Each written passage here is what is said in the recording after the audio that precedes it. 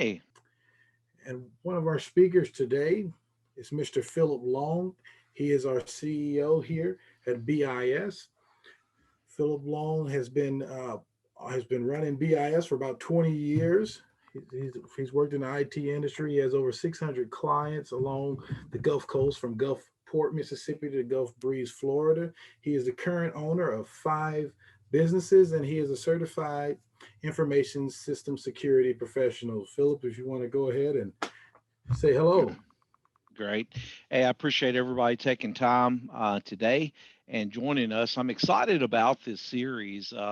This, of course, is going to be the first of a 5-part series, and we are going to discuss about how human resources and how the management of that really aids to building a better business and to building something where, I always say, where you can crush your competition.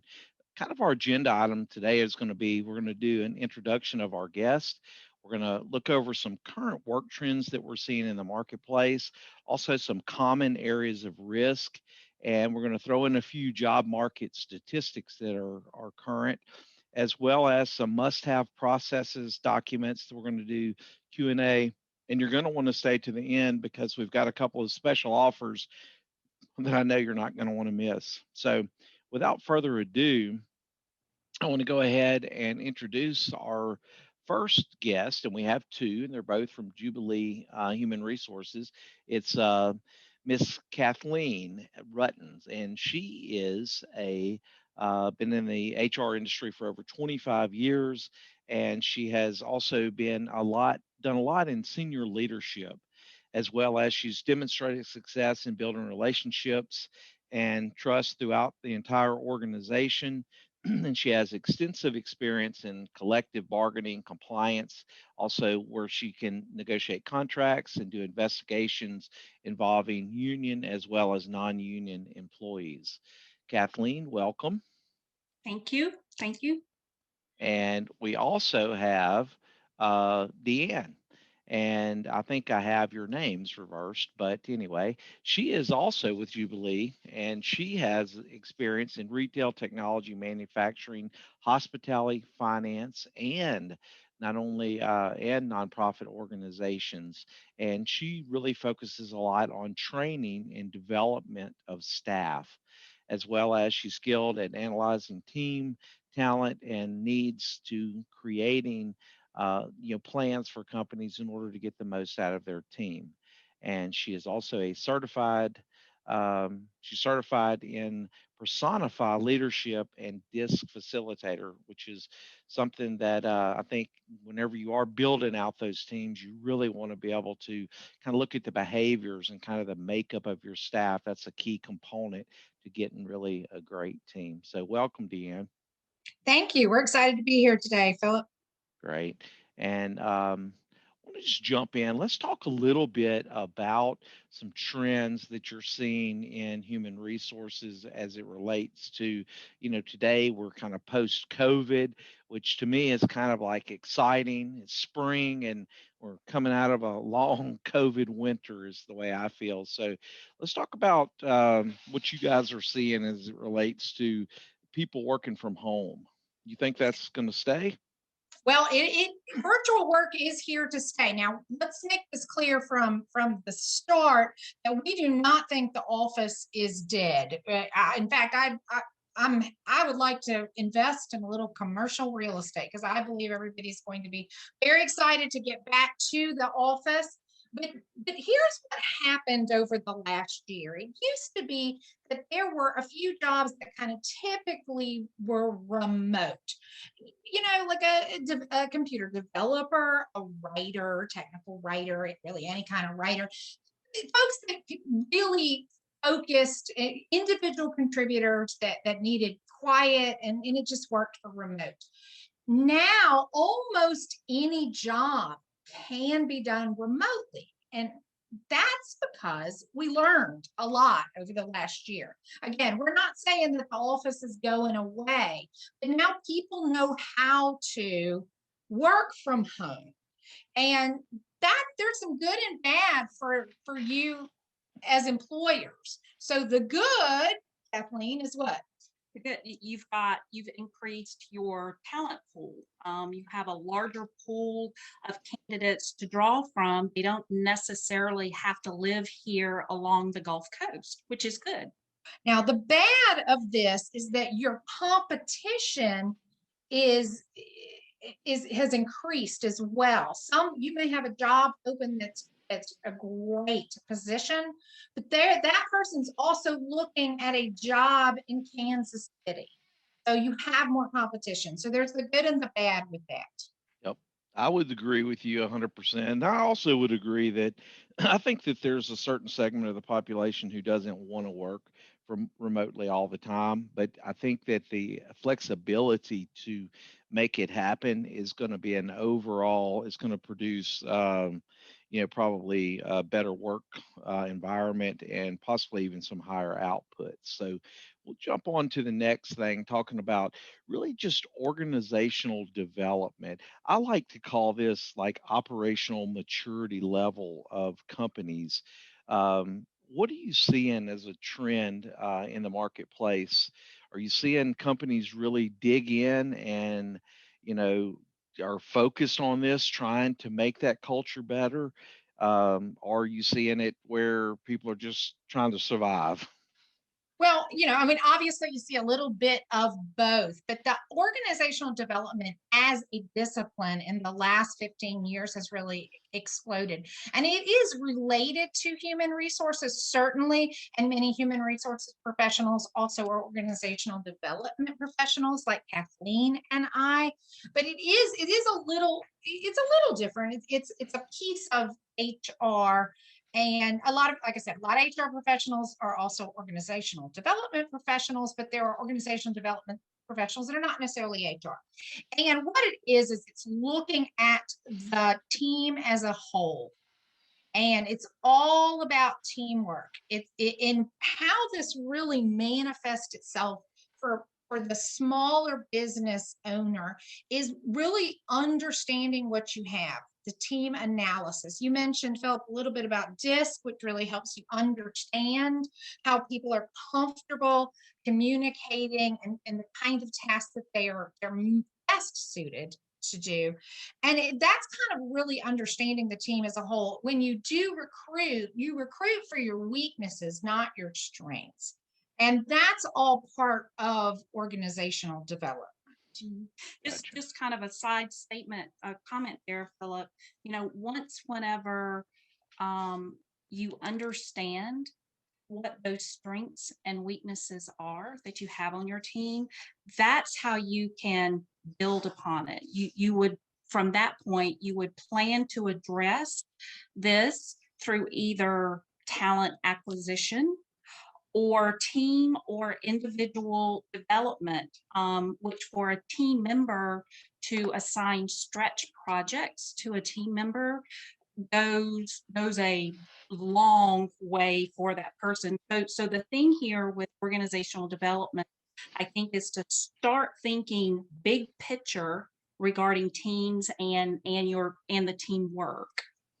Yeah, I agree. And I'm gonna speak to this kind of my take on it on a later slide. As far as, to me, I bet a lot of people on the webinar are going, well, I don't even, how do I put that together? And I'm a little bit later, when we kind of get into some tips, I'm going to elaborate on how we do it. And it's really not that hard. And I think that it'll make a lot of sense then. Looking on to like HR professionals and how they're really acting as a business partner. I think historically we think of human resources, and either we think of somebody, like long ago, in my mind, I think of them as more as like paper pushers, and then maybe as of really recent as putt and pizza party makers. So how are they acting as business partners today? Okay, so Philip, I have to say I'm really smiling to hear you say that. So the term HR business partner, when we look at it, exactly like you said, it has really evolved over the last, I would say, 15 to 20 years. To your point, Philip, back in the day, there was no such thing as human resources. It was all referred to as the personnel department. And the personnel department back in the day had very little or very minimal actions with other departments or other business departments within a company. However, the HR business partner today goes a lot deeper than, as you called it, the paper pushers. You know, they're not just the benefit points of contact or the person who collects data for payroll. The business partner today works strategically with the other key departments within a company, such as finance and operations and sales. I want to say I was at a seminar a couple of years ago, and the HR business partner was referred to, this is a great analogy here, they were referred to as one of the legs on a four-legged stool, with the other three legs making up your finance, your sales, your operations, and human resources, or your human resources business partner was the fourth leg of that stool. It takes all four legs to hold that stool up and to work strategically. So rather than maybe approaching from the HR side of the house, rather than approaching each problem as a compartmentalized issue, for example, I have an operations issue, so therefore only my operations team is going to work on it.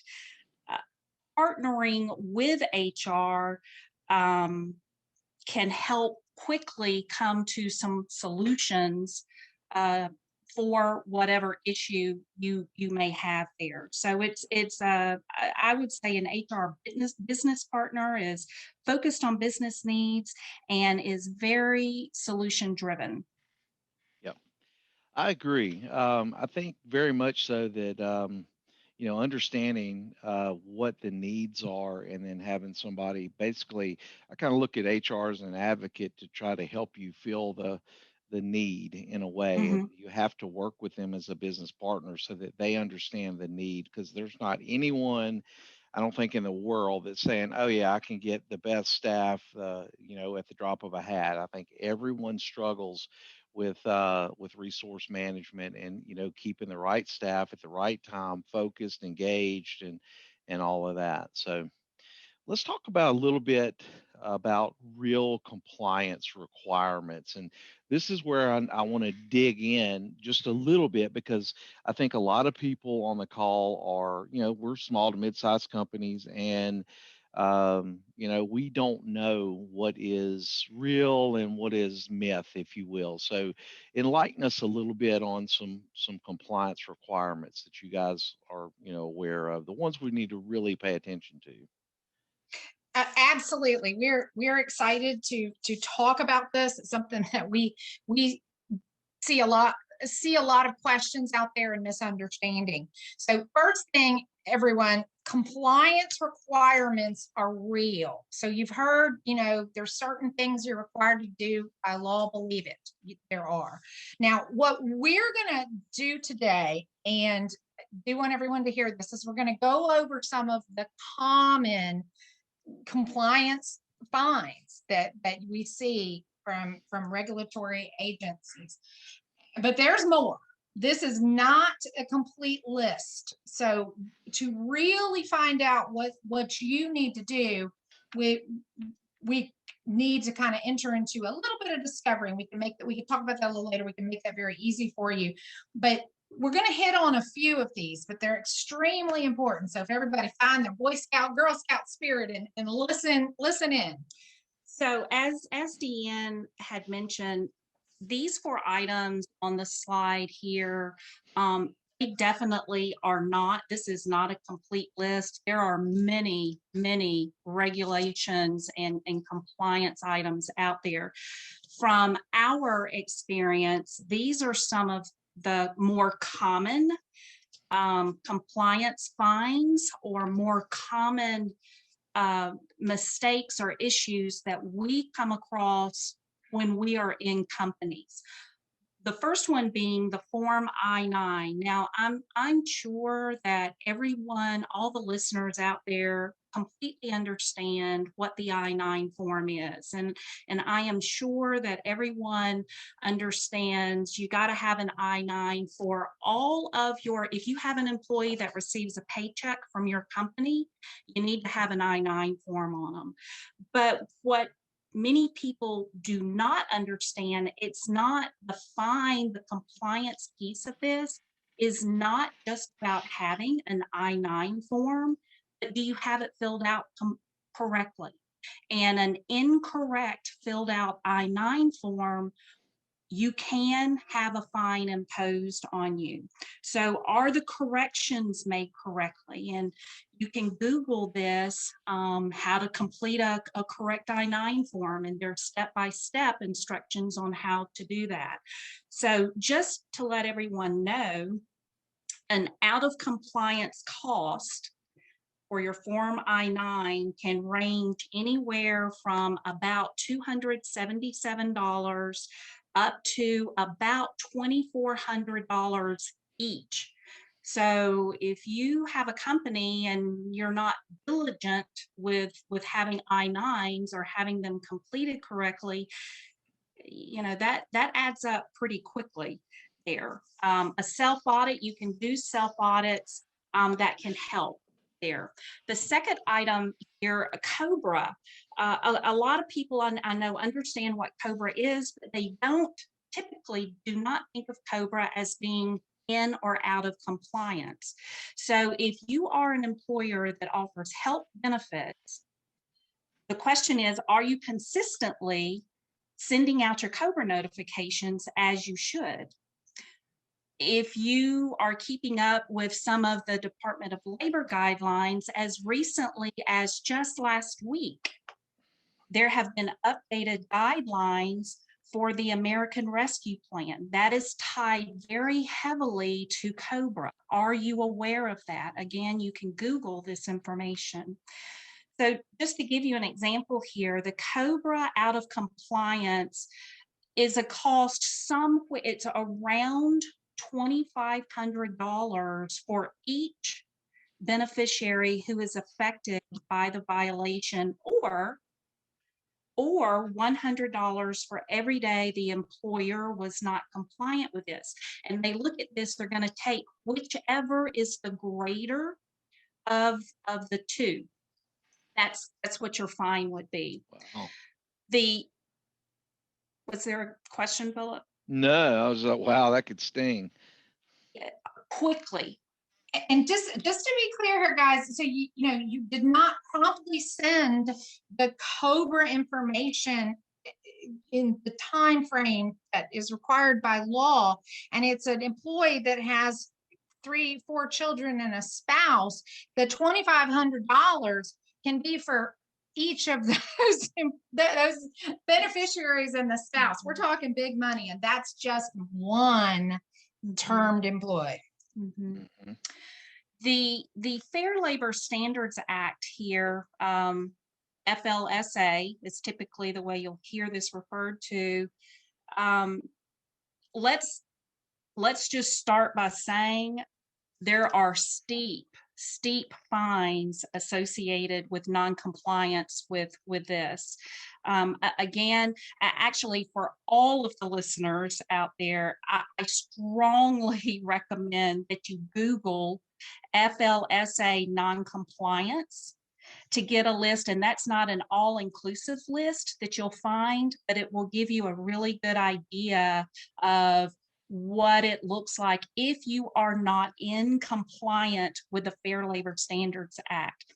So if you don't comply with the FLSA regulations, you could be liable for back payments to employees, as well as fines and or criminal prosecution. If it is found that you are willfully negligent with this, criminal prosecution charges could be enforced against you. So the thing here is, I mean, it's not just, are you paying your employees fairly? We know there's a Equal Pay Act out there for that. It's do you have your employees classified correctly as either an exempt employee or a non-exempt? Non-exempt employees are hourly employees who are entitled to overtime pay. So, for the listeners on the call, the question I would put out for everyone is, are your managers aware of basic wage and hour compliance? You don't need to know the ins and outs of the regulation, but are you aware of just basic 101 type compliance concerns around this act? A common mistake that Deanne and I see when we are out amongst companies, one of the common mistakes that we see is in overtime pay and in employees working off the clock. So what I mean by that, working off the clock, is you have an hourly employee who works through lunch, but they're not paid for it. A lot of the time systems out there now, they're set up where they can do the automatic meal period deduction of either 30 minutes or an hour. But let's say you have an employee that works through that. Are you paying them for that? Do you have employees that take work home and work from home and do not report that time? So I cannot stress enough that this will get a business sideways quick with the Department of Labor. So I'm going to give an example here. So regarding incorrect pay. So if the court finds that you have paid an employee, let's say $750, that's what you should have paid them, but you only paid them $500. The difference here, $250, okay? So the FLSA's remedy, and you don't get a say in this, this is what the FLSA is telling you that you will do. Their remedy is all of the following. 1 is back pay. 2 is liquidated damages, and your liquidated damages are typically equal to whatever your back pay is. And 3, you're responsible for your attorney fees. And if that employee has an attorney, you're responsible for that as well. I want to point out here, some, and I've heard this, some people may say, well, it's just one pay period that I messed up on. That's not how the Department of Labor works. No. When they go in first, they can audit back 3 years worth of pay records. And usually it's not for one employee, it's for all of your hourly employees. So you think about it this way, if they can go back and audit 3 years worth of records, you will be responsible for any errors found in your payroll records. And you would be responsible for back pay. So when I mentioned at the top of this for Fair Labor Standards that the fines imposed are steep, the fines imposed this are really, really steep, and they hurt.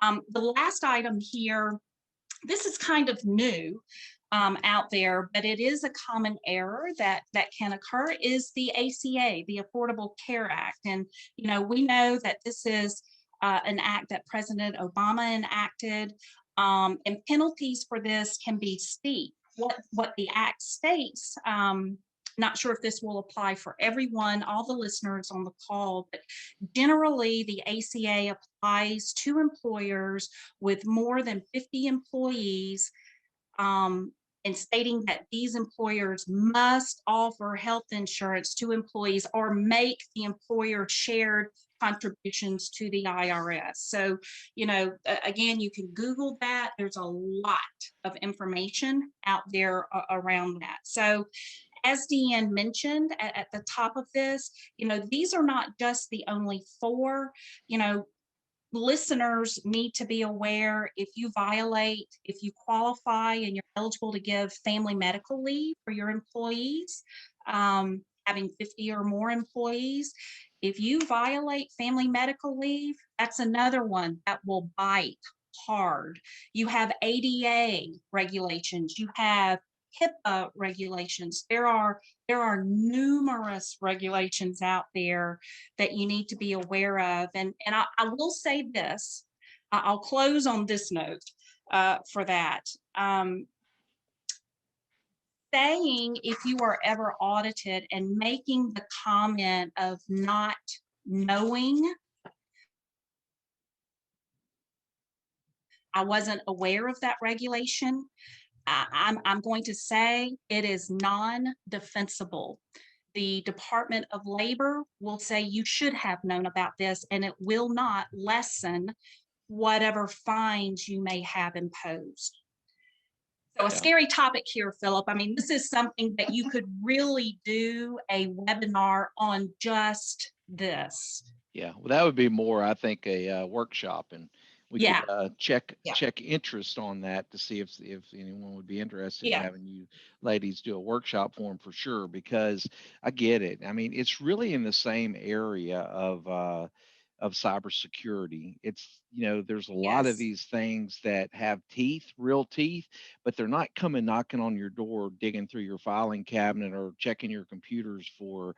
But what happens is when you do have a violation, or you have an employee that makes a complaint, or something happens, a breach, now all of a sudden they look, and they can look back for years and find it. And just for this one thing, it's everything that they can dig out. And it can be very, very, very painful. Mm-hmm. It can. Well, I'll tell you, I-9 particularly, all of these, they can come knocking on the door. I-9, they do. And they don't tell you they're coming. So it does happen with those. And Phil, one thing, this is, of all the things that we're seeing out there, a lot of small businesses, someone is really good at payroll and benefits, and they're a good communicator, and they take on HR as an additional responsibility in their work, and they have the talent to do it, but they don't necessarily have the training. And companies, particularly small companies, kind of rock along, and that goes okay until something like this happens. That's right. And it's an I-9 audit, and then it's bad. Or they grow to the point where that person that's taking this on as an additional responsibility, it's not enough anymore. So that's part of why we actually started Jubilee HR, is we knew there was a tremendous need out there with the small business owners for mentoring HR team. So we can act as that sounding board and that resource for whoever's doing your HR. We mentioned that COBRA particularly, there was just a new regulation last week, and even I had to really dig in and think about it, and I'm an HR professional.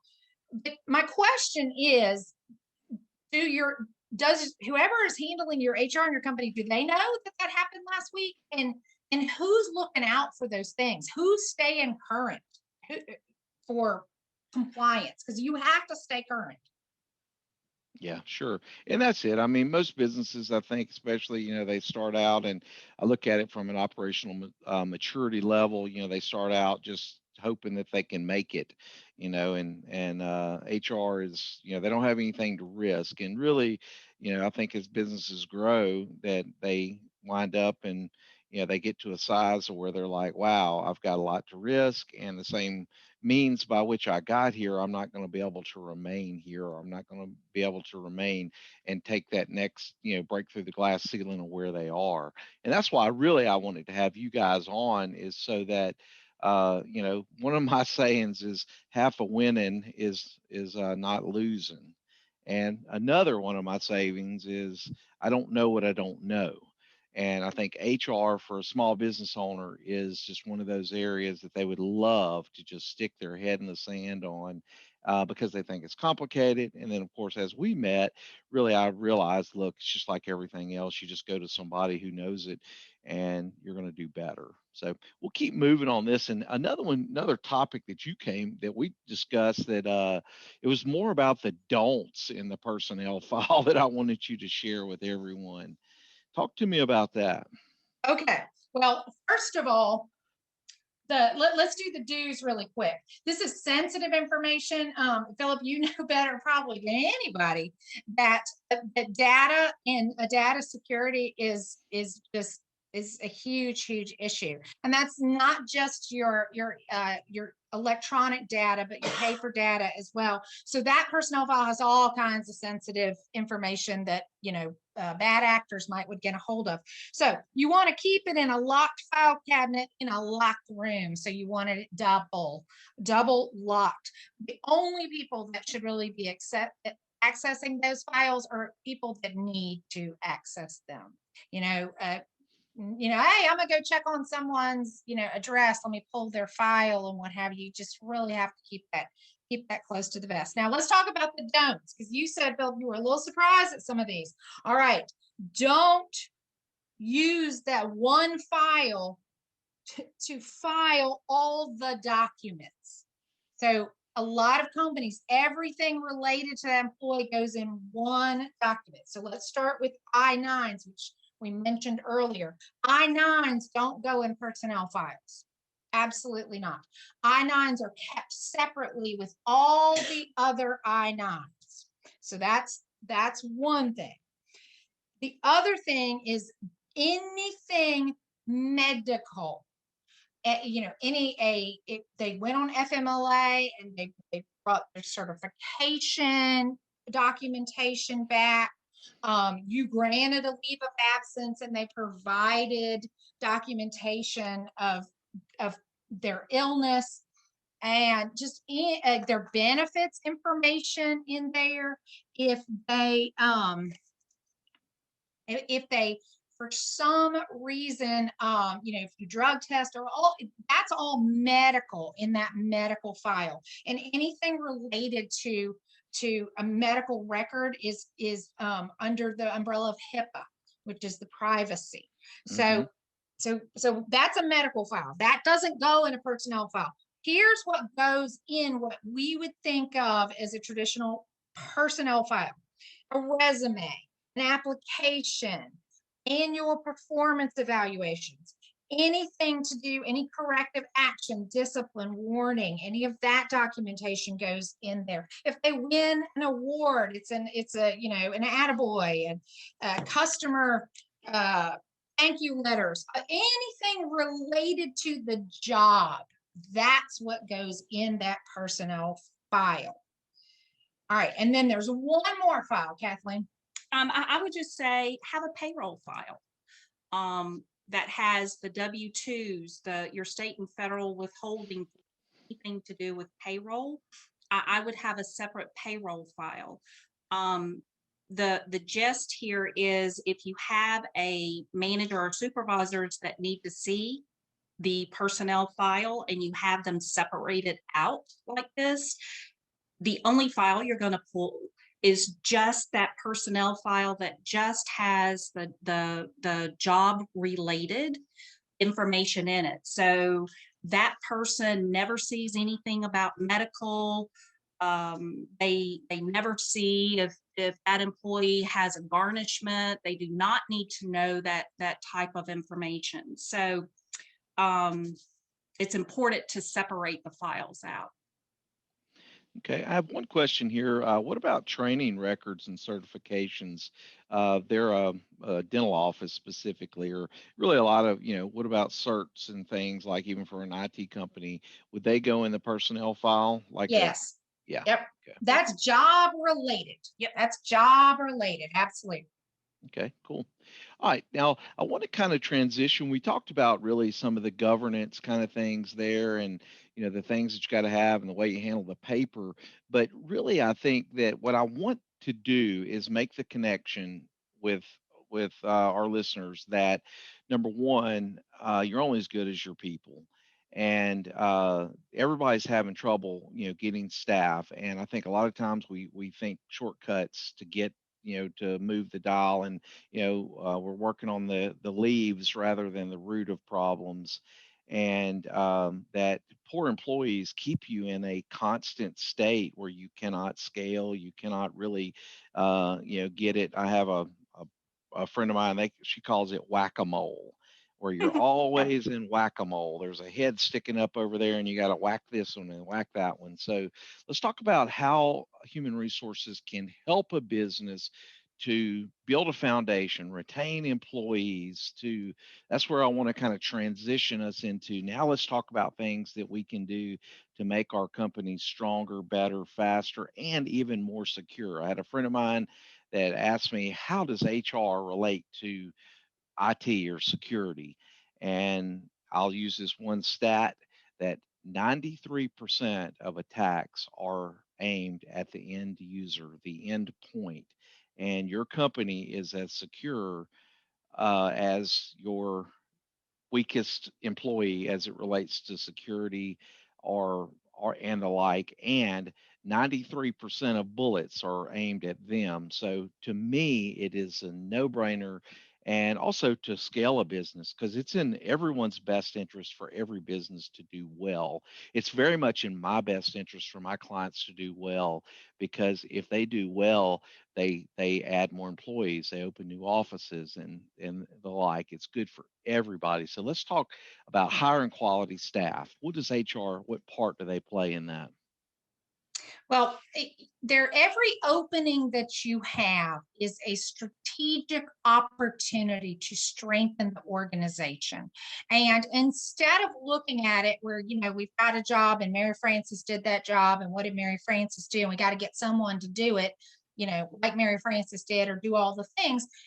Take a minute before you start that. And I know we're drinking out of a fire hose out there, guys. We do get it. But take a minute and say, what do we really need here? And what we see a lot, job descriptions, position descriptions are also very, very important. They're also important for compliance, because they say what the essential functions of that position are. And you can use that for saying why I hired someone and why I didn't hire someone else. So that's important. But take that to say, here are the functions that we want. Here are the essential functions of that job. But then, guys, this is so important. What you're hiring for, you got that list. There's the laundry list of what Kathleen's going to do. But what you really want to know is what makes someone good at this. If Mary Frances was so good at it, why? Was it her ability to communicate? Was it her ability to triage issues quickly? What are those core competencies? Answer that question. What makes someone good? And that you hire for that. And if for someone is missing a piece of it, you may have to train it. You may not be able to buy it. Like I'm going to tell you, you're probably not going to be able to buy everything. But if you can't buy it, you have to train it. So come up with a plan for that. It is a tough job market, guys. Not only did we talk at the very top of this that virtual work is here to stay, and you're competing with a company from Kansas City, and these are a lot of jobs. $12 an hour jobs are working remotely. So we've got a lot of competition, but not only that, cities are given signing bonuses to move to their city. So there's a lot of competition out there. Figure out what you really need. Where's your talent lacking? What do you really need? Mm-hmm. Gotcha. Okay. I want to launch a quick poll real quick, and let's just kind of see what we're looking at here from a standpoint of, what is the biggest challenges that it comes to folks for HR. And, is it hiring talent, talent management, workers' comp injuries? Is it employee related lawsuits, theft, embezzlement, business culture, building a great culture? Was what I'm meaning by that. Is it, employee turnover? Is that something that is keeping you up at night? Just curious to kind of see what we're looking at on here from folks. Yeah. keep it open for a couple more minutes. Still got a lot of people to vote here, so y'all jump in there. I'm not going to keep it open too long just for the sake of time. I want to get done by by 1 o'clock for you guys.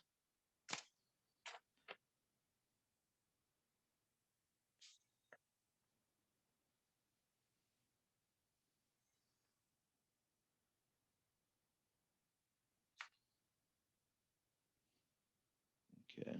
We're not getting very many, about half the people, but I'm going to end the polling, but we can definitely see that it's hiring quality staff first. And then we kind of see business culture, employee related things that are out there. But staffing is definitely the issue. And I would believe that from what I anecdotally hear in the marketplace from my business people that I deal with all the time. And I want to make a note of, like, we do some leadership training every month. We have a thing, the whole company takes it. And this month was about servant leadership.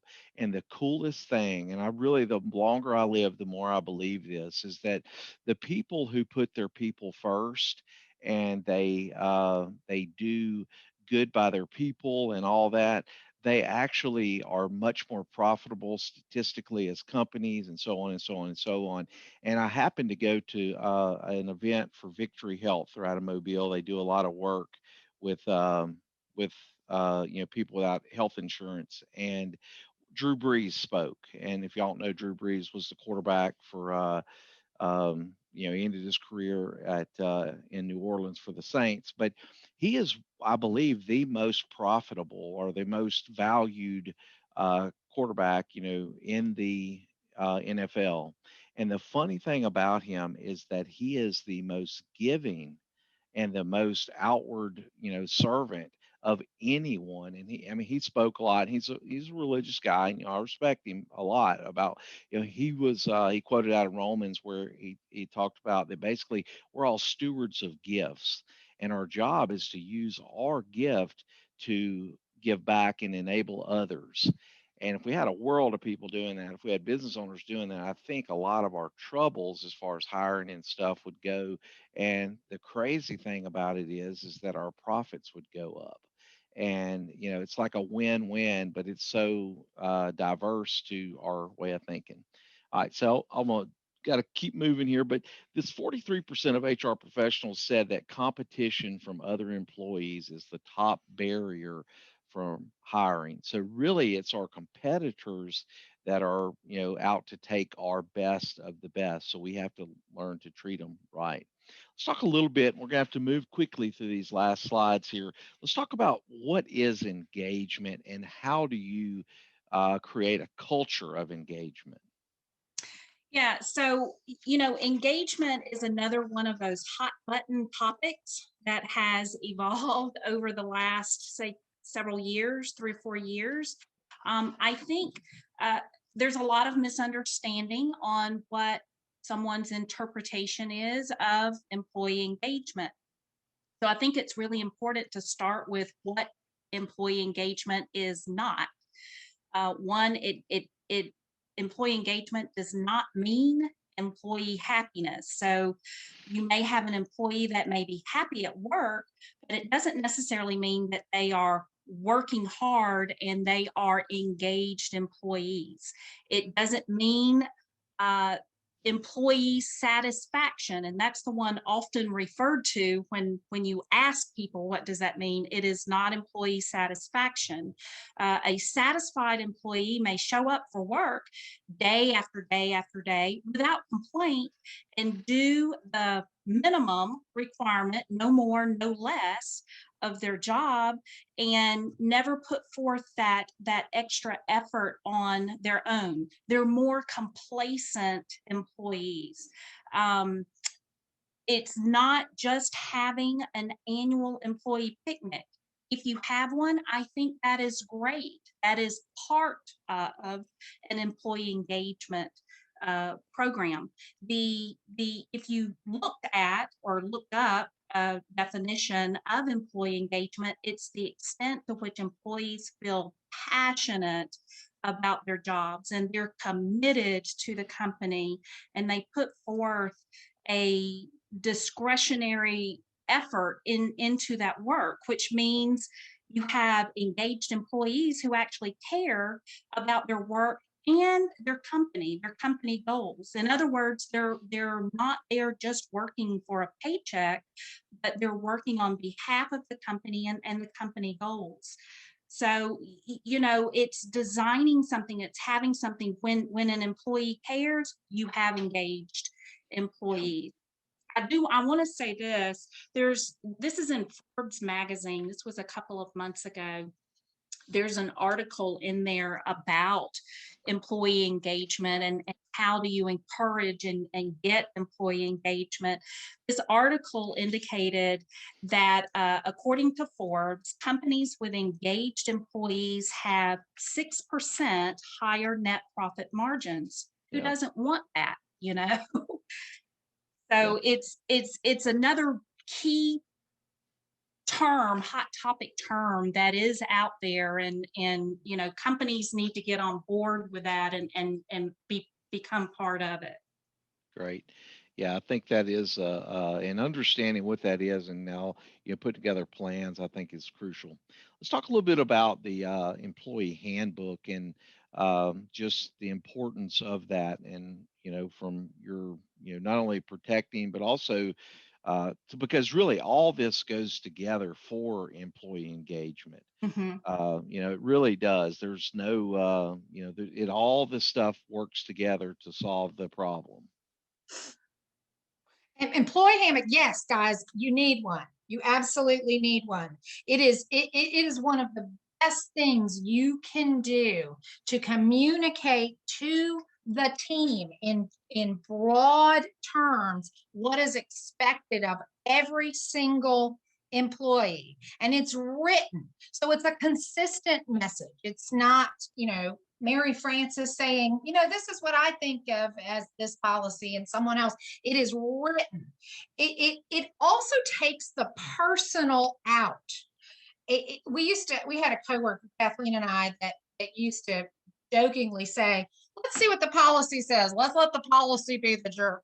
And, we always laugh at that, but there's a truth to it where you can say, okay, well, let's look at the handbook and see where, what are our parameters here, rather than as a manager saying, yeah, no, we're not doing that. Okay. So it really, it's very important. It makes a manager's job easier. Everyone is on the same page. But here's what I do want everyone to hear. What you should not do is go out and Google handbook and take another company's handbook and make it yours. Language in the handbook has to be chosen. And there's a lot of bad handbooks out there. There's also that. But it has to be chosen very, very carefully. And you go out, you get another company's handbook, and you adapt it to your own, and you put some policies, procedures, practices in there that really you don't need. Well, once they're in there and written, you then have to follow them, and you didn't really need to. So sure.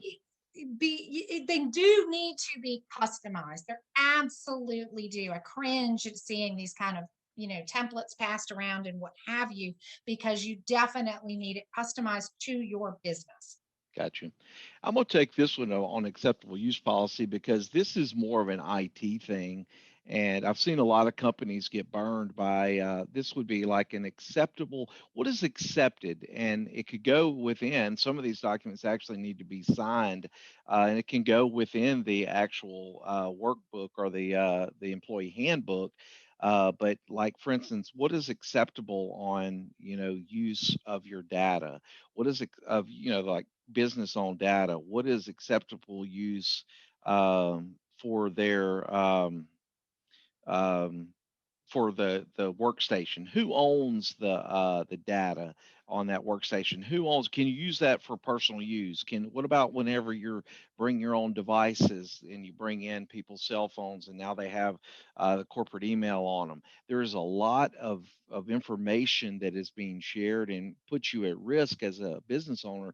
And if you don't have your employees sign off on these documents, literally, I was on a case in in Mississippi where this was kind of like even a sideline deal that came about based off of a bigger case, but the person was surfing pornography. A male was surfing pornography on the business computer. A female saw it, and this was like an additional claim that she had. And it was in a medical practice, and they basically looked at the owner and said, "Hey, do you have an acceptable use policy that this person has signed?" And the guy said, "No, I didn't know I couldn't do that at work." I mean, that was his defense, and believe it or not, his defense worked perfectly because he had never signed a document. Now we all know that that's not acceptable, but if it's not in writing, it's very subject to that. And wound up, they were held liable for that, and they had to pay a fine for that. So some of this stuff is really important to get taken care of. Another one is like onboarding. That is another really key component of getting not only onboarding clients correctly, but onboarding employees. Y'all make a quick comment of some things that you might put in an onboarding package. It's certainly the employee, handbook with an opportunity to ask questions. Absolutely, harassment-free and discrimination-free workplace for everyone. That's critical. What you just talked about, Phillip, with the pornography that another employee could look at, that's called creating a hostile work environment. It's a very, very important. Yeah. And Kathleen, did you? Oh, no, I was just looking at the slide on the screen. Onboarding, just a comment on onboarding here. I can tell you that new employees expect it. And Dee can talk about, Dee designs onboarding programs, but there is a difference between onboarding and your orientation. Yes, orientation's first day, that very first paperwork, just a really high level. But onboarding is a process of bringing someone and communicating what their job is, and not just their job, but the purpose of the organization, the purpose of cross-functional teams, and how they fit in that organization. And I think you're going to kind of get here, Phillip, but this will help you with turnover. You've worked really hard to get these folks, and you want to keep them. That's right. Like this year's theme for us, it has to do with the why. And if you do not inform people, and really it's helped immensely. I've been doing these themes for several years as far as setting a theme for the company. And our theme this year has to do with the why of what we do. And I believe it is it's helped so much in our operational maturity level as a company, because everybody knows their spot. They know the purpose of their spot. They understand it at a deeper level as it relates to the outcome of the whole. And it is essential, and it starts right there with onboarding. And we have a checklist, and it's pretty thorough, and we pass them around throughout the office so that not only do they get the paperwork from an HR perspective, but they also get the culture and how they fit in the outcome for the culture.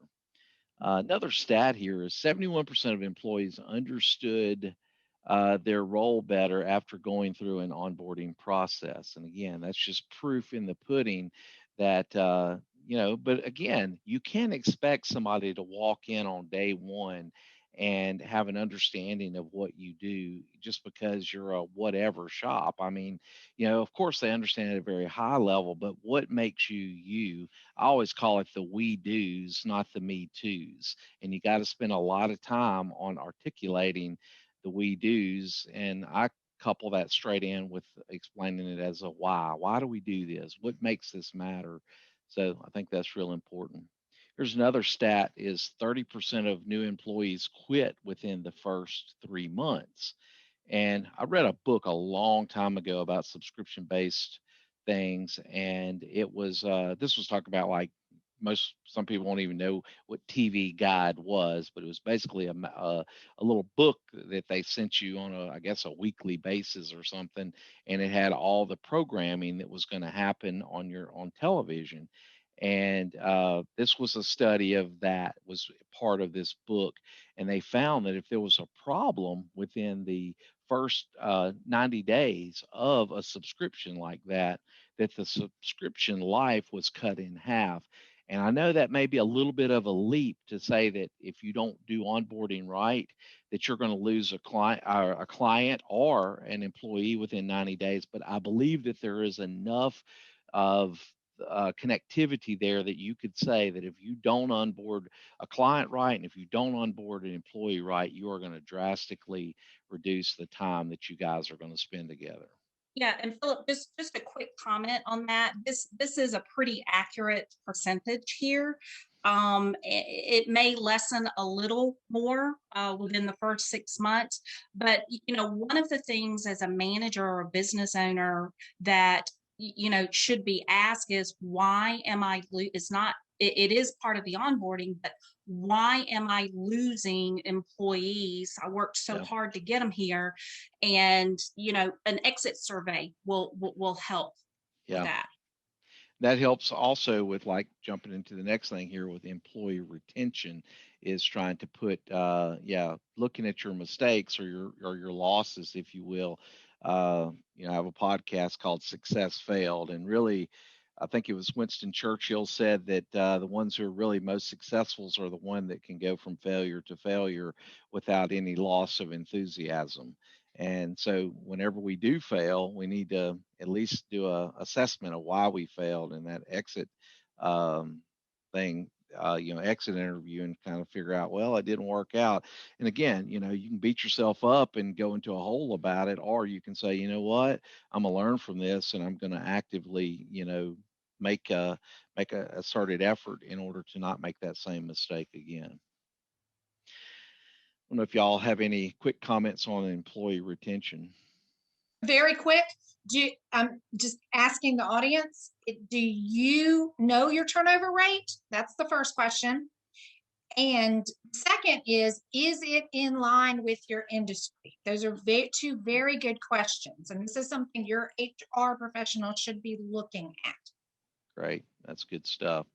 I want to kind of bring in on this last slide here, and we're going to then answer some questions, and we've got several, is on meetings. This is something that I referred to at the beginning of our presentation, and talking about how do you know where your gaps are in your people. And we happen to follow it's a book by Gino Wickman called Traction. And if you guys respond, I'll give you the link to it and everything. I highly recommend it. And he calls it the entrepreneurial operating system. And it's a bunch of words there, but really every business has its own system.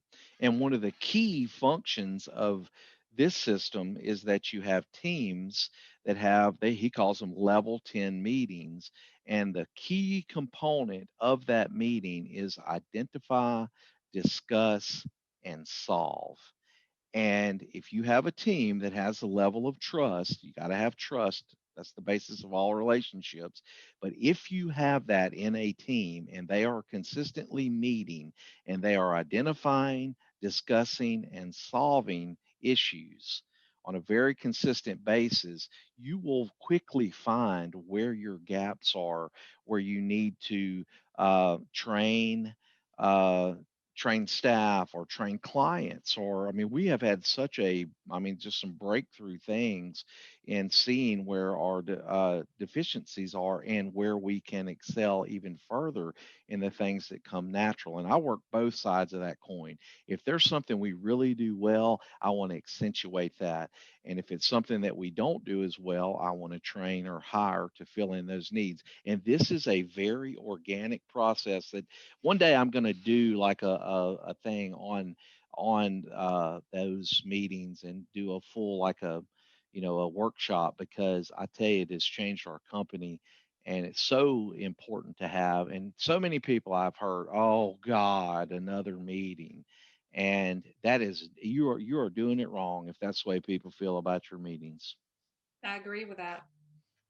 So anyway, that's that, and we will let's drop off for some questions. I've got a few here for you ladies. One is I'm an employee benefit broker, and they just and basically Donald would like to connect with you guys so that he's doing employee benefit brokerage, and he would like to connect and kind of y'all do a joint venture of some sort. And Donald, we will get their if an email address where all you got to do is email it at the end of this, and you can connect with these ladies, and I'm sure they'll be happy to meet with you and help. Also, here's another one. Also, do you have a sweet spot for the number of employees in a group? Interesting. Number of employees in a on a team, on a project. I think that's the basis of that question. Yes. Okay. Well, that's Kathleen, workforce planning. You know, the size of a meeting, I think, you know, 8 to 12, but it's not so much how many people, how are they contributing to the meeting. You definitely don't want people in a group who are not contributing, but what piece do they have? How do they contribute to a project or that meeting? And you know, I just found somewhere between 8 to 12. I probably would not have more than 12, but again, it really depends on what the project or the project size is. Leading, and when you talk about leadership, it is a commitment. It requires a lot of follow-up and a lot of work. So you do want to look at the, you know, is the group of followers really realistic for the leader to be able to lead and give them the time? I actually worked for a company that we had a hard policy that nobody had more than 10 direct reports. Somewhere between, and it depends on the maturity of the team members, but even a very mature employee still needs development and communication. So, you know, somewhere around 7 followers is probably pretty good. Yep, I would 100% concur with that. That's the basis, and I would also add that the maturity level of your leader has a huge component in the number of people that they can lead. And you always have to remember that followership rarely exceeds leadership. So that's where, like, I've been using DISC for a long time, you know, the profiling to try to pick out leaders and things like that. It's very important that you get the right leader at the helm, because I can tell you all kind of studies they've done, because this leadership is a big thing for me, because I know it's the key to influencing people and to, you know, being able to put together predictable outcomes. And leaders do that, and they have taken very poor performing teams and swapped them with, like, the highest performing team and the poorest performing team, and all they did was swap the leader, and all of a sudden the poorest performing team now becomes the highest performing team. So leadership is essential. I would add that. So, all right, next question is, are there any resources available to have an existing employee handbook reviewed for legality and compliance? And we're going to answer that here in the next slide as well. And Norm made a comment about, if you like traction, you should read Get a Grip. And Norm, that is like a sister book that, in the way that we did that, is that we had the employees read that book, and it really is more of a kind of a story that tells of a company and how the process of that changed it. And we did do that, and I would definitely recommend that if you're going to implement the traction model or the EOS model, that you have all your staff read the book called Get a Grip, and we can again talk more about that. All right, so that is the end of our questions, and I would like to, the ladies at Jubilee, Kathleen and Deanne, have offered a free HR discovery session.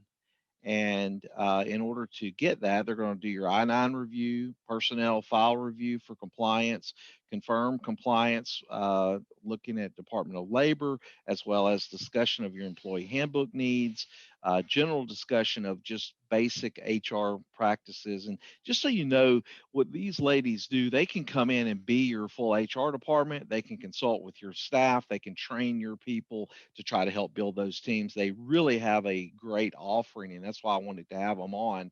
And you can simply go to their website at www.jubileehrconsultants.com, and you can get some figure out how to sign up with them. Or we are also going to offer a HR technology audit, where we're going to look at your office from a compliance standpoint as it relates to the physical and the technology or the network, where we're going to do a network walkthrough. And we're also going to look at your governance policies as they relate to IT. I talked about those policies that relate to acceptable use. There's several others that really you need to have on hand and signed, some of them signed by your employees. And we're going to give all of your entire staff cybersecurity training, as well as a dark web scan. And we're going to give you a report of findings. And we're going to give you those governance policies. Again, the policies are a starting point. They are not an ending point, and we'll talk more about that. Normally, that'd be $1,000 for everyone on the call, and we ask that within the next 2 or 3 weeks, let us know. And in order to activate that, all you have to do is go to events@askbis.com. If you guys have any other questions or anything that you'd like to comment further or engage further, if you email that address, we'll be happy to jump on a call or something in order to get your questions answered.